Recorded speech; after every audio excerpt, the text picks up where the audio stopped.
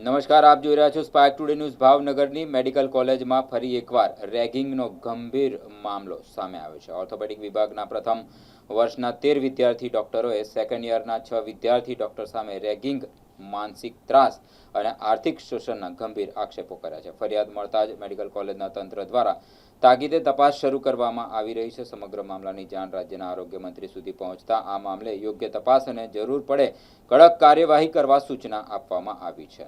13 વિદ્યાર્થી ડોક્ટરોએ સેકન્ડ યરના 6 વિદ્યાર્થી ડોક્ટરો સામે ગંભીર રેગિંગની ફરિયાદ કરી છે। ફરિયાદ મળતા જ મેડિકલ કોલેજના ડીન ડોક્ટર ચિન્મય શાહના માર્ગદર્શન હેઠળ તાત્કાલિક તપાસ સમિતિની રચના કરવામાં આવી। સમિતિએ તમામ 13 ફરિયાદી વિદ્યાર્થીઓના નિવેદનો નોંધવાની પ્રક્રિયા હાથ ધરી છે। બીજી તરફ આક્ષેપોનો સામનો કરી રહેલા 6 વિદ્યાર્થી ડોક્ટરોના નિવેદનો પણ લેવામાં આવ્યા છે। આ ઘટના સામે આવતા રોગી કલ્યાણ સમિતિ અને એનએસયુઆઈના કાર્યકરો પણ મેડિકલ કોલેજ પહોંચ્યા હતા અને જવાબદાર સામે કડક કાર્યવાહી કરે તેમ માંગ કરવામાં આવી છે। કોલેજ પહોંચ્યા હતા અને જવાબદાર સામે કડક કાર્યવાહી તેમજ પીડિત વિદ્યાર્થીઓને ન્યાય આપવાની માંગ સૂત્રોચ્ચાર કર્યા હતા। Doctor Chinmay Shah, dean medical college Bhavnagar.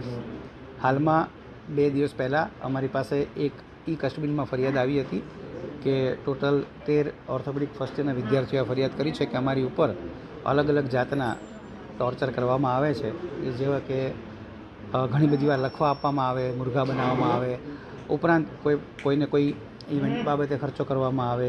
એટલે આ બધી બાબતને લઈ અને તેઓએ ફરિયાદ કરેલી હતી। એટલે નેશનલ મેડિકલ કમિશનના નોર્મ્સ પ્રમાણે એન્ટી રેગિંગ સ્ક્વોડે તેઓની ઇન્ક્વાયરી શરૂ કરી છે। તેઓની ઇન્ક્વાયરી પણ પતી ગઈ છે અને તેઓના નિવેદન લેવાઈ ગયા છે। ત્યારબાદ 6 વિદ્યાર્થીઓ જેના નામ એ પ્રથમ ફરિયાદમાં આવ્યા તેઓને પણ બોલાવવામાં આવેલા છે અને તેઓની પાસેથી પણ નિવેદન લીધા છે અને જરૂરી દસ્તાવેજો તેઓ આજે આપવાના છે।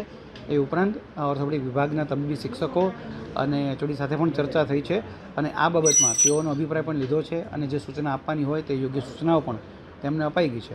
હવે આ એન્ટી રેગિંગ સ્ક્વોડના જે નિર્ણય આવશે ત્યારબાદ એનએમસીના નિયમ પ્રમાણેની એક તટસ્થ કમિટી ફરીવાર આ બધા ડોક્યુમેન્ટ ચેક કરશે અને છતાં જો એમાં રેગિંગનો તથ્ય લાગશે તો એન્ટી રેગિંગ કમિટી જે સુપ્રીમ કોર્ટ અને નેશનલ મેડિકલ કમિશન અને યુજીસીના નોર્મ્સ પ્રમાણે બનાવવામાં આવેલી છે તે આખી ઘટનાનું અવલોકન કરશે અને જે ફરિયાદી અને આરોપી વિદ્યાર્થીઓ છે તેઓને બોલાવશે અને જે લેવલની તેઓની રેગિંગ અથવા બેદરકારી દેખાશે તે પ્રમાણે તેઓ સજા નક્કી કરી અને ડીનને સુપ્રત કરશે। ત્યારબાદ એ જ વસ્તુ અમે યુનિવર્સિટીને તેમજ અમારી વડી કચેરી એટલે કે ગાંધીનગરને, યુજીસીને, એનએમસીને મોકલી આપીશું। સાહેબ, આની અંદર આરોગ્ય મંત્રીએ પણ ગઈકાલે ટ્વીટ જે છે એ કર્યું છે, એણે પણ સૂચના ક્યાંક આપી છે। કેવા પ્રકારની કાર્યવાહી જે છે સૂચના એ જ કે આમાં એક પણ વસ્તુ ચલાવી લેવામાં નહીં આવે। નેશનલ મેડિકલ કમિશન, યુજીસી તેમજ સુપ્રીમ કોર્ટના નિયમ પ્રમાણે જે કાયદેસર પગલાં લેવાના થાય છે તે સંપૂર્ણપણે લેવાના છે। સાહેબ, આ ત્રીજી ઘટના છે સાહેબ, હવે આની ગંભીરતા કેવી રહેશે?